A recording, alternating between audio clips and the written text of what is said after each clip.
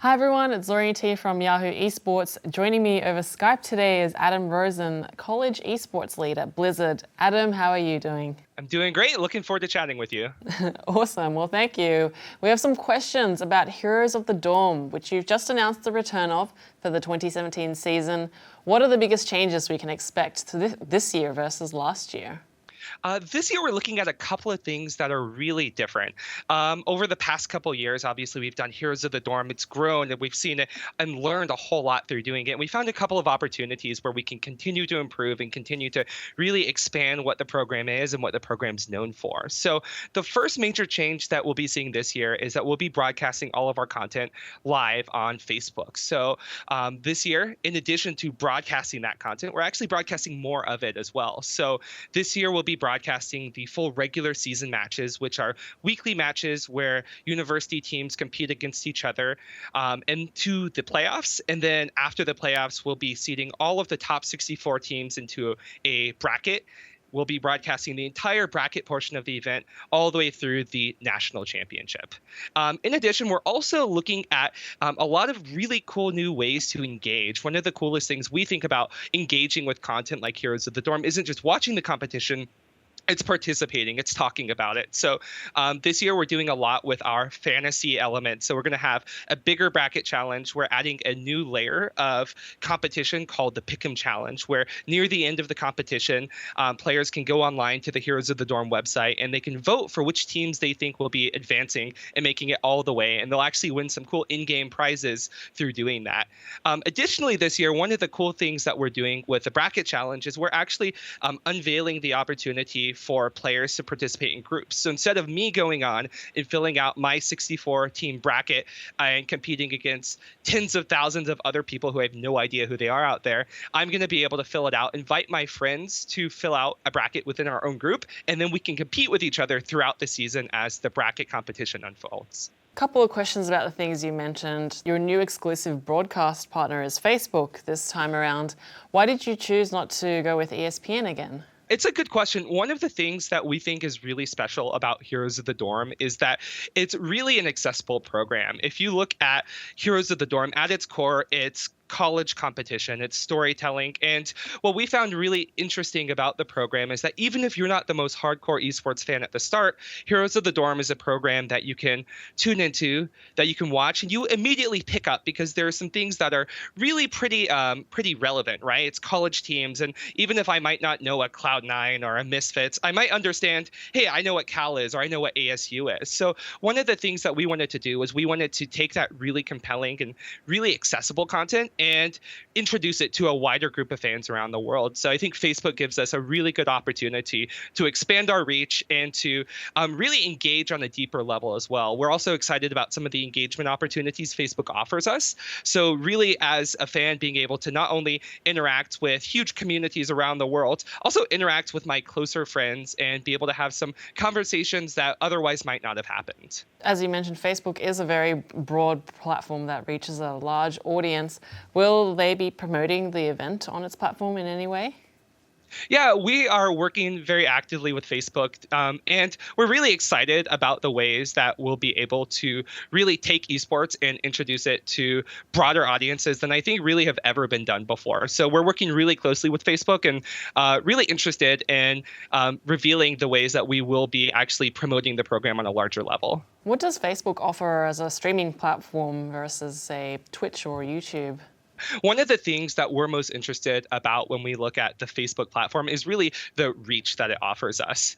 One of the things with any streaming platform, I think, that we have to look at is not only how the mechanisms through which the content is reaching viewers, but also all of the other things that go along with it, the ways that people can find the content organically, the ways that players can interact with the content, interact with each other. And I think those are the things that we're super excited about working with Facebook for. And this isn't the first time we've seen Facebook have a relationship with Blizzard. I mean, it is with the Battle.net client and people can stream through it through to Facebook using that. Is streaming Heroes of the Dorm via Facebook part of like a broader strategy to integrate with Facebook Live more? When we look at the partnership for the Facebook and between Facebook and Heroes of the Dorm, really we're looking at it as in the lens of what's the best thing for Heroes and what's the best thing for Heroes of the Dorm. Of course, at a Blizzard level, we're always looking at the streaming ecosystem and trying to find ways that we can let and allow our content to, one, reach really broad audiences and reach new people, but also have these add-on tools and ways to engage. So when we're looking at this program specifically, there's a ton of benefits, but really it's really what's best for the program here is at the dorm. Now, I'm not sure about the internal, I guess, relationships that Blizzard has with MLG, but I'm curious if, I guess, there was an idea to reach out or integrate or work with MLG at any point during this, as they're also a part of Activision. We have a great relationship with MLG. If you watched BlizzCon at all this past year, MLG was a pretty active part of the streaming ecosystem there, and we also worked pretty closely with MLG for a lot of our WoW competitions in the past year. So we won't be working directly with MLG for this program specifically, but definitely look forward to what else we'll be doing together in the next year. So just moving to the second thing that you mentioned that's being introduced this year, Heroes of the Dorm will also allow viewers to make predictions, and Blizzard's awarding a $10,000 prize to the person who predicts accurately or the most accurately. That's a pretty impressive prize pool. What was the thought process behind creating this opportunity? One of the things that we looked at when we were really designing the bracket challenge and the prize pool that went with it was really looking at sports and looking at competition that we're used to outside of esports and really considering what are the things that attach us the most to those sports and to the competition. And for us, one of the things that was really abundantly clear is that the level of investment in teams that people can relate to and the level of investment that people have in the competition itself really drives this extra layer of conversation and engagement that we don't really see without it. So one of the things that we thought would be really cool is to create a bracket challenge competition where players were encouraged to go in, fill out which teams they thought would advance. And really that I think it makes the competition that much more exciting for players who are watching on a day-by-day basis.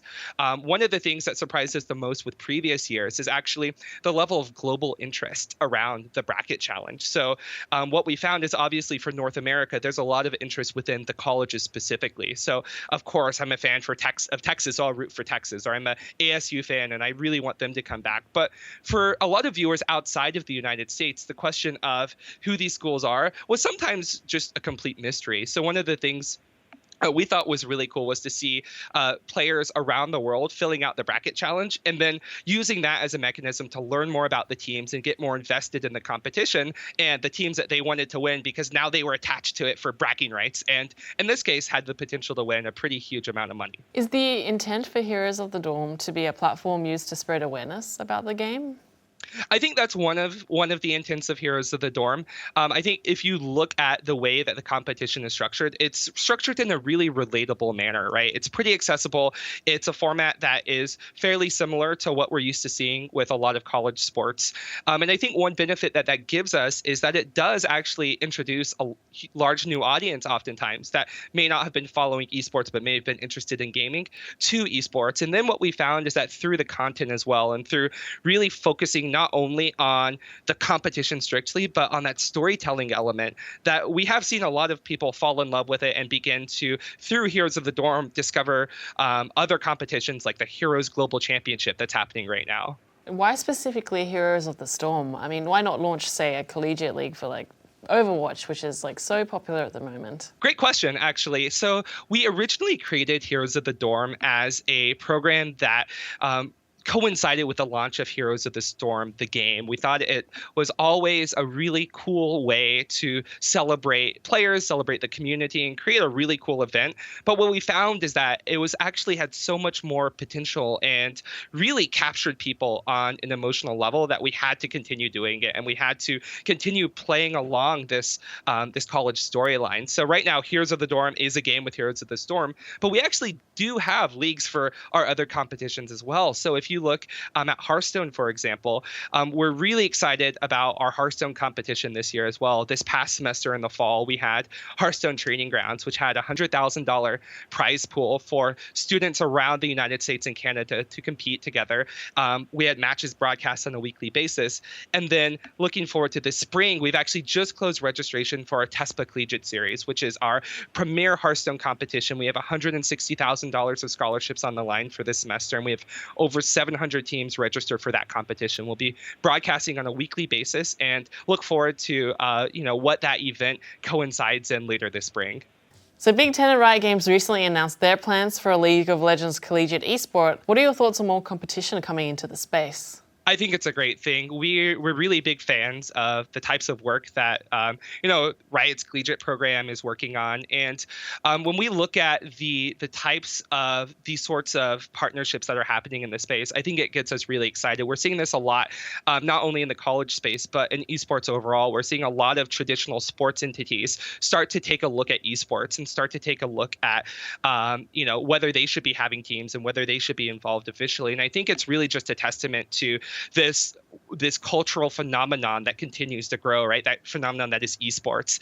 And I think when we look back, it's been really kind of special to see it grow over the past few years. And I think that Heroes of the Dorm and programs like it are a really big catalyst for generating the types of awareness that actually create some of these partnerships and bring them to life. And finally, my last question is, what does success look like for Heroes of the Dorm? That's a great question. Success. So I guess at a very simple level, success for Heroes of the Dorm is really creating a more foundational ecosystem for esports and really collegiate esports as a whole. One of the things that we're really excited about is getting a lot of people really in their daily lives thinking about and talking about esports competitions in the way that they do traditional sports. And beyond that, even when we look at the amount of people this year who will be able to engage with the program and be able to interact with it, we get really excited because I think it's a huge opportunity. And if especially through all of the engagement mechanisms that we're planning, I think that we'll see a lot of people engaging in a way that they haven't before. Also, when we talk about success for the program, I think that we really can't talk about success without talking about the players and the groups that are participating. Last year, we saw a lot of really compelling stories come out of some of the teams themselves. So the winning team, Arizona State University, from last year's Heroes of the Dorm, we've seen a lot of success around that team itself. We released a documentary earlier this year, or late last year actually now, called A New Hero, which really follows the success of that team and really what it meant to them on a personal level. We were able to see with them connect with their university. We were able to see the support that their university lended them once they've recognized that the levels of competition that they're involved with are actually something to be lauded in the greatest way. So I think another element of success is really helping to foster those sorts of relationships between the teams and the universities that are participating across the US and Canada. Thank you so much for your time today, Adam. I'm Zorine Te, and for more Heroes of the Storm esports, be sure to keep it right here on Yahoo Esports.